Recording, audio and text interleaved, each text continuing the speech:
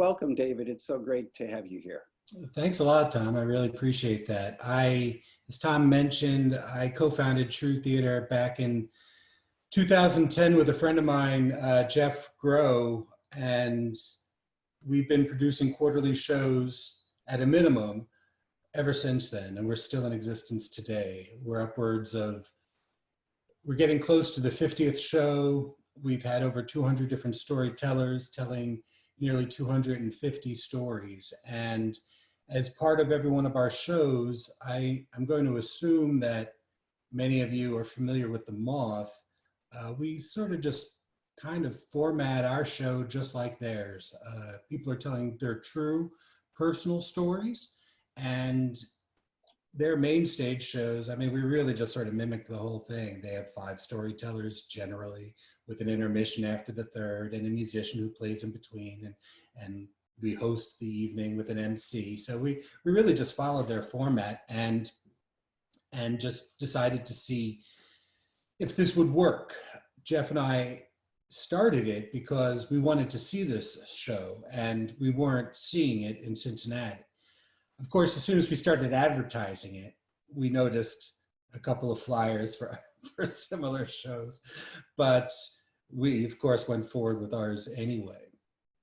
At the theater where we first produced our shows, in fact, for the first 7 years, the artistic director there, Eric Fossmeyer, convinced us that instead of producing a single show, we should announce a season of shows.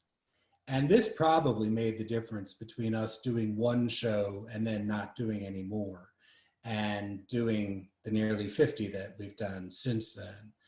Having to come up with a name, having to pick 4 dates, and we have themes for each of our shows, led us to reaching out to a friend who developed our logo for us, the True Theater symbol, our friend Janet Zach, who's still creating our posters. Here's a whole poster for our upcoming show that actually Jay is telling a story in, who's joined us today, and a website. And we've just, took the whole thing to a level of seriousness of another level than we would have if we were just producing a single show. And of course it was frightening because we had no idea if anybody was going to come to the first show, let alone the second, third, and fourth. But here we are planning a season. And we sold, so there was 100, with the theater we were at, the No Theater of Cincinnati, KNOW, is a 100-seater. We were producing the show in their bar area. They've got a stage in the corner. And it was a perfect environment for the whole thing. And we pre-sold probably like 60, 70 tickets. And then after the doors opened that evening, we sold out, which was great. And then the second show, 3 months later, we sold out like right before the doors opened. And then the third show, there was a waiting, people out, they sold out 3 weeks in advance. And then people were showing up and getting turned away, which was unfortunate. And because people didn't like to show up if we were sold out, instead of calling, we started selling out, but we also didn't seem like we were turning people away. But for basically 7 years, we sold out a 100-seat show. And then we put a board together and moved to a much larger venue. Memorial Hall in downtown Cincinnati had just undergone these great renovations. It was a building built back to honor the veterans of the Spanish-American War. This is like an old building, and was designed for oratory from the very beginning. So it seemed like a really great venue, and we figured if we had more seats, more people would come. So lesson learned there, you really need to up your marketing game when you, the seats don't just magically fill up. Actually, since then, the Moth has come to town and they have sold out the same venue. So we know it's possible and we know the audience is there. We just have to kind of find them for ourselves.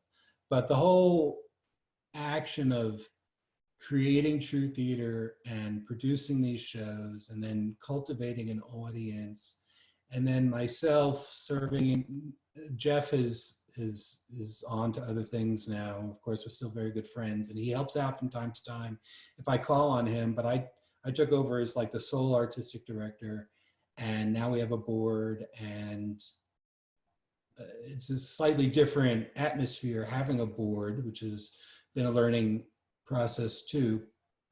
I have also had the opportunity to coach just about all of our 200 plus storytellers that we've had since the very beginning.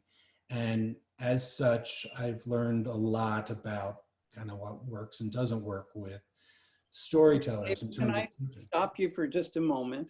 Yes, that was my introduction. So I pretty much had a Yeah, great place yeah. to stop.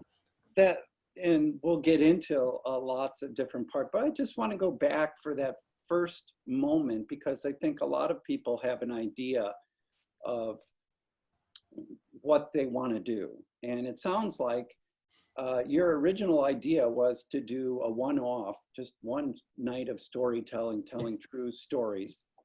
But then the folks at the Know said, think of doing a whole season. And maybe kind of reflect on that a little bit of, does listening to somebody change your entire vision? How did that work? Well, that's going to be a theme that comes up multiple times throughout this, but asking for help and getting feedback and listening to other people who know a little something more than one does themselves is, has value beyond measure. And I never tell this story without mentioning Eric and the fact that he proposed this, because it really made all the difference. And Eric knew what he was talking about. He had at that point run the Know Theater for many years. He's not running that theater anymore, but I just, it was invaluable. And then of course, the way they set up how they supported acts that came in by supplying lights and sound. I mean, they just made it easy and impossible to pass up the opportunity. So he really sort of paved the way. It was one of those things like, if I tell you to call me, maybe you'll call me. But if I give you my number and tell you what time you could count on me being available, you're much likely to call. And the Know Theater was, I think, one of those places that made it so impossible. There was just no obstacles. Here's the place. Here's the people who are going to help you. We'll handle your ticket sales through our box office. We'll cut you a check when this is over. All you have to do is come and put on the show, and then set up and take down the seats. I never liked that part, but what are you going to do? But it really, really did make the difference. And that was not the only piece of advice we took from Eric, over the course of our producing the shows there, because he gotten to see several. He told a story at one, and he was the reason behind two of the themes that we chose in a couple of our seasons, one of which I'm going to mention later, at least. And he's just a good friend. And I mean, I knew him prior to this starting, but I didn't know him that well. I'd done a play with him once many years earlier, and yeah, it was just great to get that kind of feedback. And then for Jeff and I to look at each other and say, what do you think? Is he right? Should we do this? I mean, it was scary, but it was one of those moments of fear where something about you says, I need to do this because it's scary. Every once in a while, fear does keep me from doing something, but every once in a while, fear is why I do something. And this was one of those cases, at least why I voted that we go with a 4-show season and see where it takes us. By the end of that first season, we were being asked, do we want to be on the calendar for the following year? And so even before the 4th show was produced, we were preparing the 2nd season.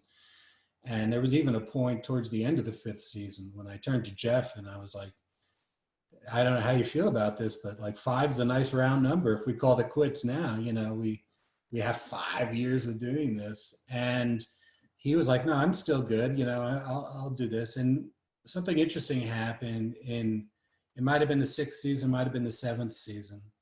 But a friend of mine pointed out a storytelling workshop by some notables in the podcasting community up in Cleveland. And did I want to drive up there with him to take a couple classes and participate in this live podcast recording that would be happening? And I'd heard the podcast and I was excited to check it out. But when I got up there, I was talking to other people, mostly from Cleveland, who were also producing storytelling shows. And I found when I was telling them that I currently produce a show that was in its 7th season, there's something about that. Like I could tell even as I was saying it, that it felt better to say that than it would be to say, I used to produce a show for 7 years in Cincinnati. And something about wanting to continue to be able to say, I do this now has kind of kept motivating me to continue. And we're in our 10th season at this point. So Tom, feel free to jump in and offer up any Yeah. guiding questions at any point that you like. I figured that I was going to talk a little bit about the creation of True Theater, and I guess I sort of have just done that. I was going to talk a little bit about producing shows, and then a little bit more about storytelling coaching, and then leave some room for questions and answers. I was curious, though, the people who are participating, I know some people personally, so you can answer, you cannot answer, but of the people who I don't, I was wondering if you were producers or storytellers or producers and storytellers or coaches. I'm kind of wondering who our audience is here today. And I wonder why don't we do this then? Yeah. Just in our chat box, for those of you who can access chat, just if you have your cursor down at the bottom, there's a little symbol of a chat, a little messaging. If you click on that, it opens up a little panel, and then you can just type in maybe a tiny description, and Dave, you might be able to scroll through those chats. That'll be great. Howard, how would, I'll unmute you. How would you describe yourself? I would describe myself as a storyteller and a producer, and God help me, a member of the NSN board of directors. Great, thank you. And one question, can I ask one quick question? And I'm going to have to jump off in 10 minutes. Sure. Oftentimes, Laura Nemi and I will co-produce, and sometimes we'll even co-perform. I kind of bring out the dark side of Lauren. And we talked to Cincinnati about being in the Fringe, their Fringe, maybe a decade ago. Mm-hmm. And they were pretty clear that storytelling was not something that appealed to them a whole lot. And we were welcome to apply, but not to expect that we would be accepted, as a matter of fact. And do you find that storytelling has maybe gotten a little more acceptable to that kind? I can answer directly to that question because the Fringe Festival was being produced out of the No Theater at the time, and still is, at the time that we started at the No Theater producing our shows. And the same Eric that I mentioned earlier invited us to produce a version of our show as like a one-night only event as part of that year's Fringe Festival in our first season. And we decided that we would take 5 storytellers from other shows and ask them to tell a story about what it means to be a performing artist in our show. And then we would plug it as, go see their shows and then come hear what makes them tick. You know, it was sort of like a built-in marketing gimmick that worked real well, and we got great audience turnout for it. And we've been doing that as part of every show, every Fringe since, and even this upcoming one, even though it's moved to an online format. I will say though that as far as storytelling in general, that there are I'll say a significant number of like one-person shows that are effectively storytelling. Now, I think that they all have other keywords that they associate with their shows, and they're advertising themselves not just as, hey, we're storytellers, come hear us. It's more that they're advertising the stories that they'll be sharing. Specifically, you know, I'm just, one that jumps to my mind from a couple of years ago was a guy who had been in a coma for a few days and then told the story of why he went in and what happened after he got out. It was compelling enough that the producers of the festival decided to put him in the show. And I always go to see all the one-person storytelling shows at the Fringe at Cincy, and I loved it. It was great. And they have a lot like that. Now, sometimes they feel compelled to cut back on the one-person shows to make room for the other variety of offerings that are being submitted in their applications, but they also do a lot of one-person shows generally. And generally, you know, I find that some of them are fantastical, you know, but some of them are also the true personal stories style thing. And I guess what I would say finally, Harold, is submit your application, try to sound as compelling as possible, and don't talk to somebody one-off, just submit the application. It goes through an adjudication process. Ultimately, the producers of the festival make the final call. But if it's a compelling sounding application, and I think it stands a really good chance these days. Great. Thank you, Dave, for answering Howard's question. Sure thing. I'll just kind of summarize the chat. We have lots of people who are storytellers here. Yeah. We have some therapists and educators. We have several producers, and we have some consultants in the storytelling organizational field. Oh, wow. And we have, you know, at least a couple of your Toastmaster friends here as well. Including former Toastmasters. That's great. Yeah. Yeah, we're using Zoom for Toastmasters meetings too. Well, super, that's great. So I do enjoy folktale tellers. That is not what we make room for at our shows. We also insist that in addition to the stories being true, although we don't fact check everybody, I mean, somebody could have pulled a fast one on us, you know, we may never know, but that they're also personal. So we've had people maybe, for example, who would come to us and try to tell us their mother's story, and it may be fascinating. And it just might be so disconnected from them. Like they didn't even live the story they're telling. They were told it, so they're just kind of passing it down. We're trying to build community through the sharing of story. That is literally what Jeff and I wrote in our mission statement when we created True Theater. And theoretically, we knew that that's what happened when people shared true stories about themselves. It created connections between people. But one of the interesting things about that very first show that we produced back in October of 2020 was we decided to have a dinner the night before the show. It would be a thank you to the storytellers for helping us fulfill this dream that was, you know, just a mere notion in the summer of that year. And even Jeff and I were debating with each other, should we ask them to tell their stories at the dinner? Like, you know, do we insist that they tell their stories at the dinner? What do we do? And we decided to just sort of pretend like it was something they had to do, you know, no big deal. You're just going to tell your story, consider it a rehearsal, you know. And it's just like amazing what we saw firsthand right off the bat. Everybody had come in to dinner and we're chatting like strangers chat.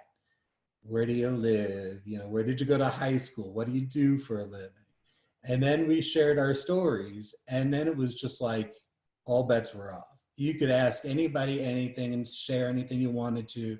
Once somebody basically gave you a key to the door of yourself by saying, I'm going to tell you something about me. And this is like, people, it's just the inference is that it's an invitation to share things back. And Jeff and I were just like, holy cow, this really does build community. And then the next night at the show, same thing. People stuck around after. They all want to talk to the storyteller who kind of maybe they felt a connection with, or maybe just say thanks to somebody. But one of the things we always strove to do from the beginning, and we've seen further evidence that this is a valuable way to go, is to really make sure that the 5 stories that we include in any one show approach the themes of the evening from different angles so that there's not a lot of overlap in the stories. We did a theme one year that was just basically mothers. We call our shows True, and then the one-word theme of the show. So we had True Moms, for example. And it was at the time, the most auditioned for show. We had to turn a lot of people away. Usually we have to go looking for people. Over the years, we've gotten more people pitching, but this was early, and and like 14 different people came to us with their stories. And we had a woman who told the story of going into labor and becoming a mother. We had another woman tell the story about making the difficult choice, giving up a child for adoption. We had another woman who I think was an adoptee herself, or who adopted someone. I mean, there were just all these different sort of ways to approach the theme of motherhood. And if we had multiple people who talked about giving up a child for adoption, we'd have to make the further difficult decision of just picking one for the show, because there's just, you can't help to have a kind of a lot of overlap in those stories. And you don't want it to sound like they're competing, which one did you like better kind of thing in the show. Plus, if it doesn't kind of jibe with somebody's own sensibilities, and they don't have to hear two like that, they can hopefully something in the next story will work for them. So that was one of the things that we always decided for the how to choose the storytellers, is to make sure that we found stories that approach the theme from different angles. But also, when choosing the themes, we would have a brainstorming session to try and imagine how people might approach the themes from different angles. And then we were always surprised at the additional ways that people found to approach the theme.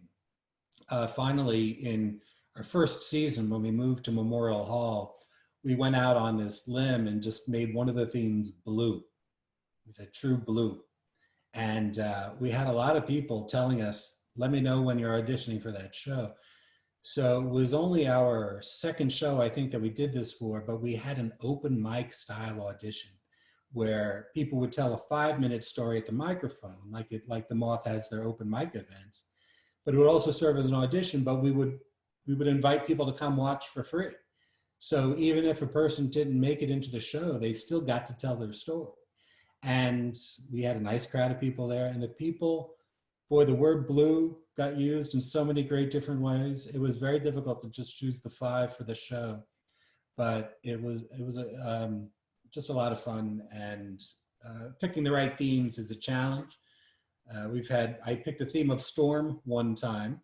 I thought that people have lived through a lot of storms. The weather is different all over the world. Yeah, I don't know, but it was very difficult to find 5 storytellers for that show. I ended up having 3 hurricane stories in that show, but they were all 3 famous hurricanes: Sandy from New York, and Maria from Puerto Rico just a couple of years ago, and also Katrina. There's a Katrina story. So I figured, well, if they have to have 3 hurricane stories, at least they're 3 widely known stories that I think people will find interest in hearing.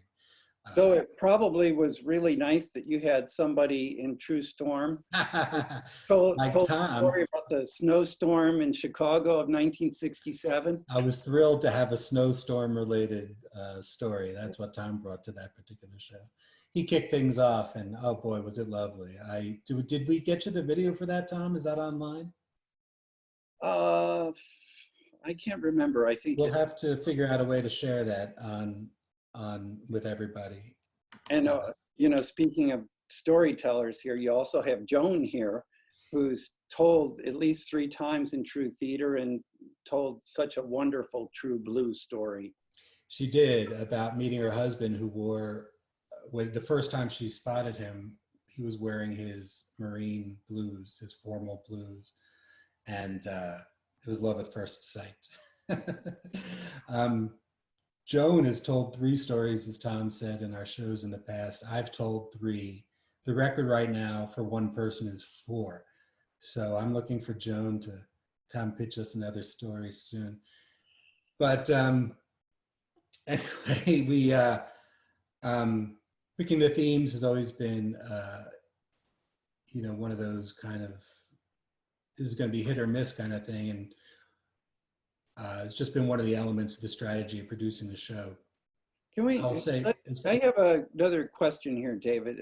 Just in terms of like picking the stories, what is some of, I know, coming at the theme from a variety of different perspectives is one aspect, but I was wondering if is there something about like the person themselves who's telling the story, that maybe you sense somebody whose story is not totally developed, but they seem very authentic with it, versus Yeah. somebody who has their story down, but it doesn't seem real? What are those criteria like?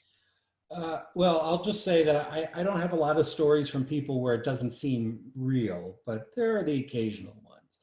I will say that we, in addition to what I'll call a diversity of story, I'm always interested in a diversity of storyteller. I don't want the audience to see the same person up on stage all the time.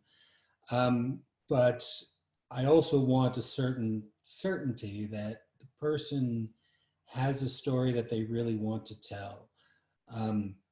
I guess some of the things that do occur to me as we're making that decision is how comfortable they appeared telling their story, whether they feel, I feel like there's an understanding by them of how to tell a story. And we will coach people, and we will bring the, try to share that kind of idea with them as much as possible if they don't currently grasp it. But I've always found that people who come in who seem to get it a little bit more do better in between rehearsals when they go home and do their homework and then come back.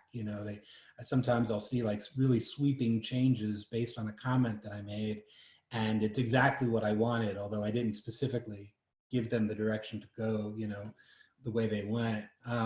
So it's not very easy to know for sure that that's kind of an attribute that a person you're talking to possesses. Of course, if they have an incredibly compelling story, then we can kind of forgive the audition a little bit if they're willing to work with us. And I guess I could talk a little bit about how we work with our storytellers in a minute. But I guess one other thing comes to mind in particular, and that is that I think that I tend to think of most of the stories that we receive as falling into one of two categories. There's the event-based story, the moment in time story, and there's the kind of timeline story. An event-based story would be having a car accident and talking about that. Or in the True Cars show that we had a couple of seasons ago, a gentleman told the story about running out of gas on a deserted highway. And then it was really just like a very compelling story about kind of where his mind was going and the few people he encountered on his way to getting a little canister filled with gas and walking back to his car.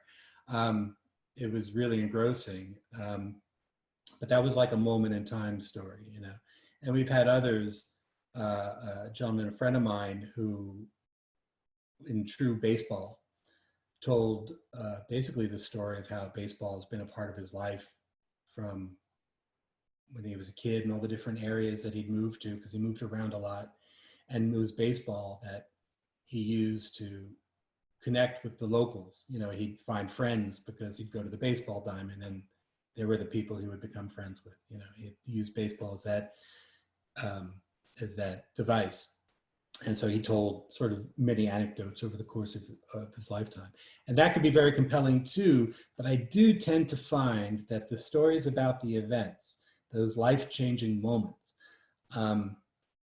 for whatever reason, they tend to be, if not the more compelling stories, and I'll say at least the easier ones to coach, because you want to sort of like, set the context for what makes that moment so important to that person, and then deliver the moment, and then, how has that impacted them since? I mean, it's almost a formula, and it's very easy to devise, but when you've got somebody doing a timeline story, again, it could be very compelling, but then you sort of run the risk of falling to this trap of having too much detail for the, 1990s, and then in the 2000s, a lot of detail, in the 2010s, a lot of detail. And at some point, you got to figure out where to scale back and where to focus some of the detail. Because if everything is delivered with, I think, the same amount of, like, a lot of detail, then it's just hard for the listener to follow. They don't know what's the most important thing you want me to listen to. Everything sounds like it's getting equal weight in the story. And when you do a timeline story, it's hard not to have that happen, because each And stop along the timeline. Yeah. there's a question on the chat from Carla, which Uh-huh. is, what advice would you give someone who's very loquacious, Yeah. but could benefit from some editing, even though they're such a lively storyteller? And that sounds kind of like what you're talking about at this moment of how much detail, especially in a timeline story, do you? Yes. So, Carla, this may address that question a little bit, but one of the important things about any story is, what is this story about, for real? And then what in all the other things that are being shared about it, what is supporting what it's about and what is kind of extra. I told a story at True Theater at the beginning of the current season. The theme was anniversaries. And at this point, I could write a pretty good story, but it was important to me that I get some coaching too. And I found that I was hearing feedback from people as I was practicing my story. That's the kind of thing I tell other people, but I needed somebody else to tell it to me. And because I did a lot of that, I went to a lot of Toastmasters meetings. I have friends locally who are storytelling coaches. I even did it for other people on the True Theater board. And I might have even I did for other people in the show with me, as we sort of all gave each other feedback at a rehearsal one time. And based on that, I kind of knew the areas that just weren't working, and that weren't doing much for people. And I knew that I had to scale those back and focus on, in the case of the anniversary, there was, the date, that was the date in question that I'm talking about for the anniversary. I really needed to focus more on there and a little less on the context setting it up. And it's lots of times, if you hear somebody basically explaining the same thing in two different ways, that they don't need to both be in there. There are just lots of ways to cut things. I was working with one teller. It was also the anniversary show. And her anniversary, she was talking about the anniversary of finding out she was pregnant, which that date was important to her because she previously had thought she couldn't get pregnant. So she always remembers the day of that. And towards the end, she threw in an anecdote about her daughter's 13th birthday and going to, I think it was an escape room. And it felt to me kind of out of place. And I talked to her about imagining when you invite somebody to listen to a story, that you're asking them to step with you into this dark forest, and that your story is going to be this rope that they can hold on to. And if they just hang on to the rope, they'll make it out to the other end of the forest. And what this story did, I thought, was asking people to let go of the rope for a moment. And that the danger of that is they may not be able to find it again. And her response to that was great, because instead of cutting it out, she attached it to the rope. Right, so the theme was kind of about the anniversary, right, of her, and now here's this thing about her daughter's story, and all she did was add, this is a moment I never would have had if I hadn't continued to, if I hadn't gotten pregnant and continued to try. And she tied it, so it was basically like a lifeline, but she tied it back to the rope, and it worked out very neatly. So there are ways to find things to slice out if they don't fit the thing the story is about. And of course, I think too, you have to make a decision about what the most important things in that story are, and give the detail to that, and other things can maybe get less detail. We don't need to know every person in your life to hear a story. And in fact, if you try to tell us every person who's truthfully involved with something, we're gonna confuse people. At some point, you're doing a service to the listener by cutting things out. And that's what I would tell a loquacious person, that as entertaining as they may be to listen to, we really need them to consider what they're doing in service of the listener. What do they want the listener to remember? And And we could use that to kind of cut away the block and leave us with the statue of David. So thanks for that question, Carla. And I'll leave it to Tom to tell me if there's something in the chat box I need to see now. I was going to get into a quick moment just to see if anybody else has a question they want to ask. We have about 15 minutes left on the call, and I'm guessing there's some good content you want to hit, or do you want to wait for a moment before? Well, let me just, I tell you what, let me skip through the contents just to give you an idea of like what I was going to share. And then you could ask further detail about some of these comments, or, you know, we could take it from there. All I was going to say about producing shows is that one of the things that has really helped us, I've got two that I'd like to highlight, is that our show fits this format that we repeat every single time. We don't go into a new show saying like, do we have enough storytellers, or don't, you know, do we have too many? No, if we have 5, we know we've hit the number we are looking for. We have a musician, we have a photographer, and because the show has a similar format from evening to evening, we've been able to almost create a checklist to produce the show each time, and it's really lifted a lot of the burden off of us. We're not like approaching it like reinventing the mousetrap every single time we produce a show, and that's been very, very helpful. And then we have a production manager who's joined us, my friend Annette, who's been incredible. I am terrible at delegation. I don't like to ask for help. I'm just awful at it. I need to be better. Toastmasters tried to teach me a little bit about that, and I understand the need, and I've seen the value, but I'm still bad at it. But here comes my friend Annette, and she says, I want to help. And I say, I need help, but I don't know what to ask you to do. And Annette said, well, let me come and observe, and then I'll just insert myself wherever I see an opportunity. I said, that'd be great. That's exactly the kind of help I need. And she did, and she took over the job as a production manager. And just to give you like, I mean, the first night that she was helping us with one show, the show was getting ready to begin, and I'm backstage with her. And I said, okay, I'm going to go up to the box office and make sure that they're ready for us to start the show. And she said, David, stay here. You're going to host the show. You know, I'll go to the box office. I thought, really? You know, you'll do that? That's great. And it's just been a world of difference to have somebody serving as a production manager on a show. It's like night and day. I don't even remember how we existed without her there before. So if you could find yourself a production manager or somebody who understands stage management through theater, that's great.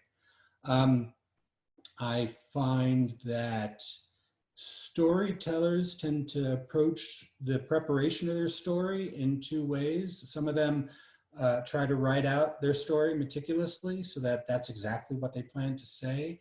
And then others kind of wing it a lot more. Maybe they start by writing it and then they let it go and they just follow their flow.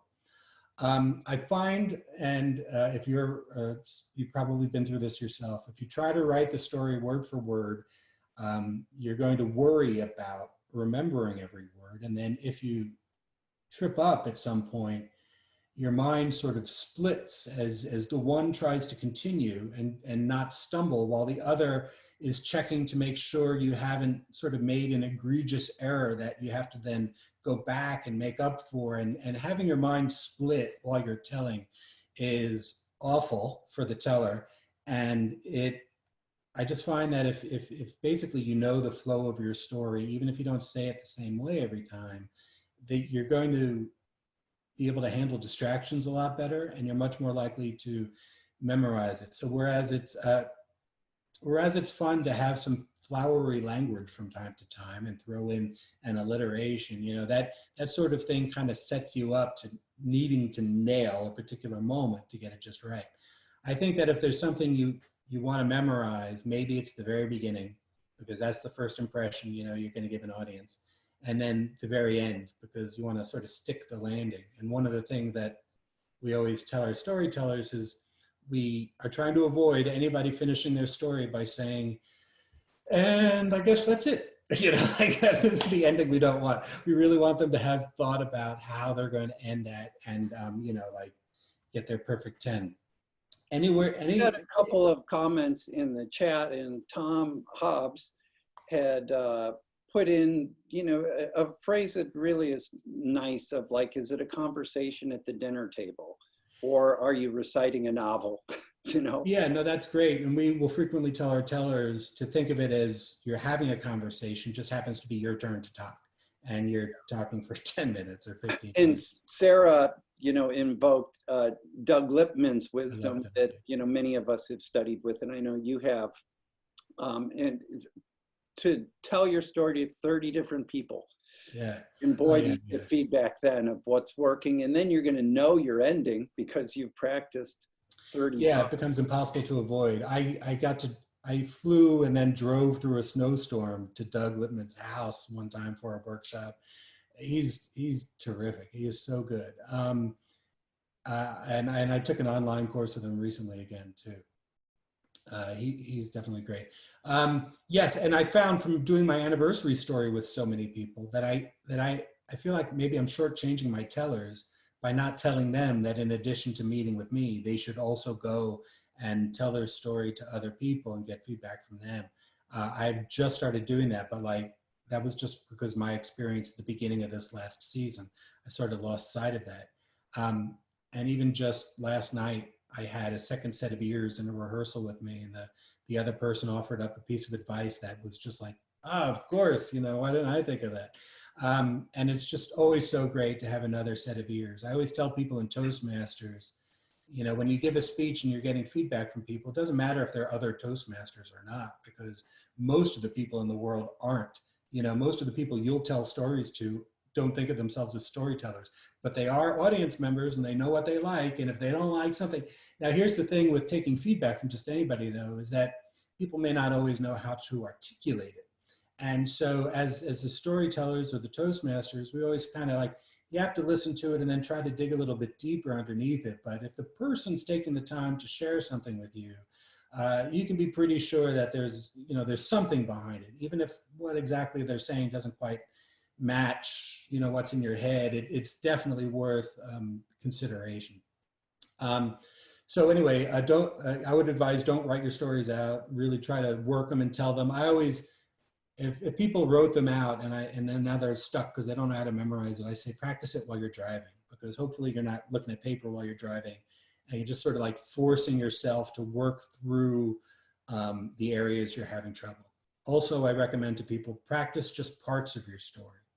Just practice telling the ending, or practice telling that moment where you had the conversation with your mother, or, and if you practice all these things, if all you do is practice from the beginning every time, you're going to nail the beginning. And then the rest is, you're going to see the line on the graph as the quality of the story goes down, the further you get into it. And then and then along those lines, I'm always telling our audiences, and sometimes our storytellers who may be nervous too, that the stories are, I'm looking at my notes here, the stories are expected to be prepared, we say, and not scripted, and that they're told from memory, but not memorized. And that, I think, is kind of the difference between somebody feeling like they're on the hot seat and someone feeling more comfortable. I find that they're worried about the audience, they're worried about doing justice to the people in the story. And then they have a tendency to worry about, like, did they do it? Did they meet my expectations, since I'm coaching and producing the show? And I try to dissuade them of any of those worries from the beginning by sharing that with them. Tom, one of the things you and I talked about prior to this was how sometimes when people are talking about very sensitive subjects, they're being very vulnerable. A lot of the people on this call who are storytellers, you tell a lot of stories, and I don't know the people you coach if they're kind of one-off people, or like who've told one or two stories, like many of the people in our shows. But some of them are coming to us with very vulnerable stories, and I'm coaching them by saying things like, oh, I hate the ending. I don't say I hate the ending, but, like you're talking about the story like it's a thing, but it's also, something very real and personal that happened in a person's life. And I always make sure to try to catch myself at the beginning by saying, listen, I apologize in advance if ever I talk about your story like I'm forgetting how important it is to you, and I'm just talking about it like a thing that we're trying to craft, for audience, engagement. I want you to know that I appreciate you taking us this story, and we'll check in with you as we go through this. And if at any point you feel like, you need to stop, just say stop and we'll stop. And I get a lot of really good feedback from people when I say those sorts of things to them. They appreciate that. I've gotten to the point where I'll even call people the day after the show and say, so, now that this is all over, are you glad you did it? How do you feel today? Because I hate to say that I know anything about what it's like to give birth, but I've heard that one of the difficulties for mothers is that the focus goes from them to their baby, and that suddenly they become invisible after their birth. And that could be very difficult from a psychological point of view. And here, these people have been working really hard to work up to a night to deliver this story. And now it's out there, and then it's like it's over. They've been thinking about this for several weeks. They've been rehearsing. They've been telling their friends. People came. Maybe they got some pats on the back, but suddenly it's over. And was it worth it? How do they feel today? And I really want to check in with them and make sure that they feel like that they were glad that they did it. Mostly, in fact, the kind of gratitude that I get from doing the show is just from the audience reaction to the stories, and then the storytellers themselves saying, "I'm glad I did this."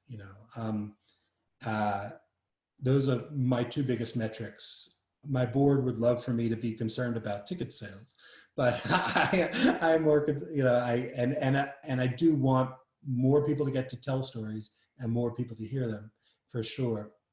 But whether it's a free ticket or a sold ticket, I just want people in the seats, So David, every once in a while, one of the things that I do when I'm listening to a story is I'm trying to figure out what are the big questions that they are raising that are not getting answered by their story. And one great example of this was from our very first season. We had a woman tell the story about getting a double lung transplant. She had, given up hope of ever doing it. She was in a relationship, but she wasn't going to marry the guy. She'd taken classes, but she wasn't thinking about what her career is going to be. Her life was going to end in her 30s, she figured.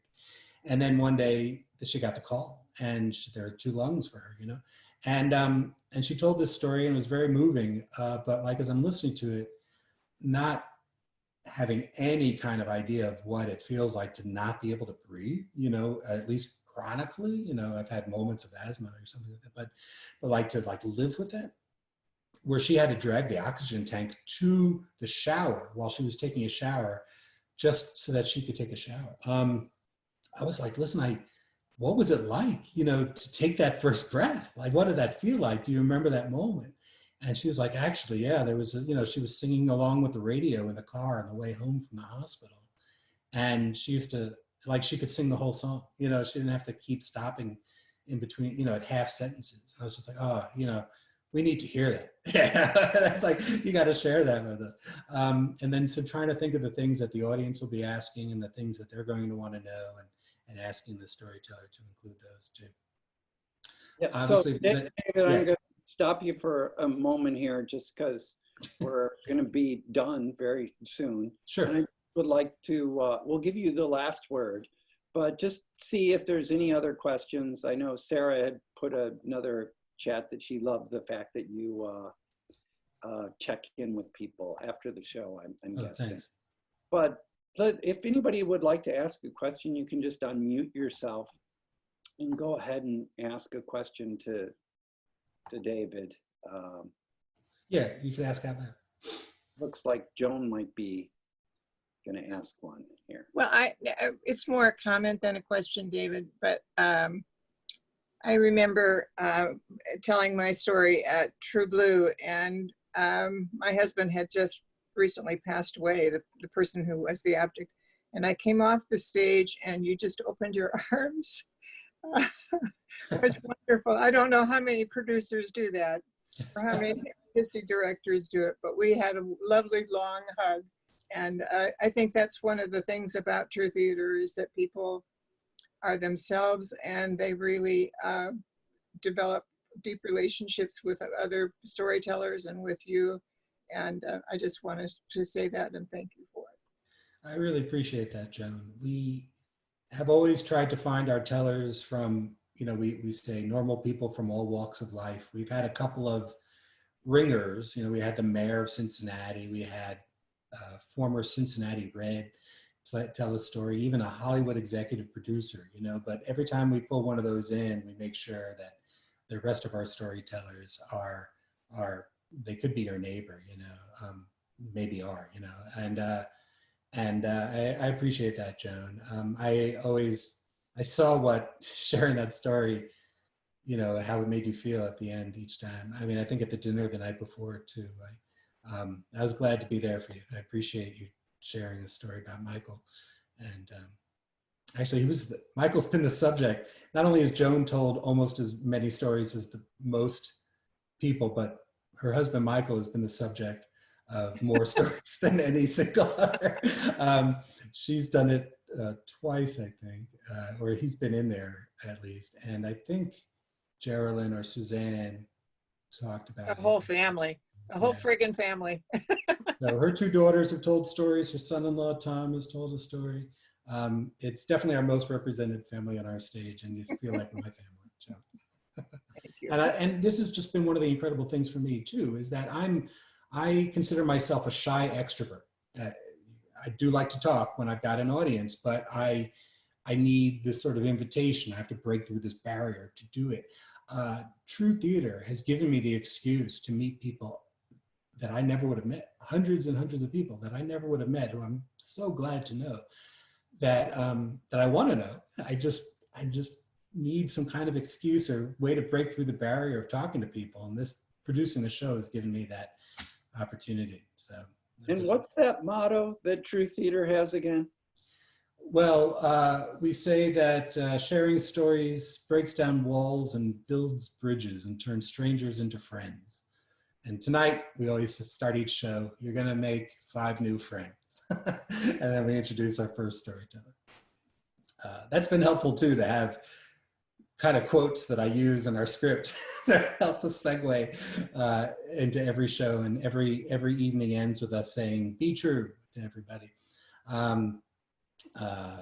Speaking of having a format that you can rely on to help you kind of produce your show. Yeah. Any other questions that someone's dying to ask before we wrap up?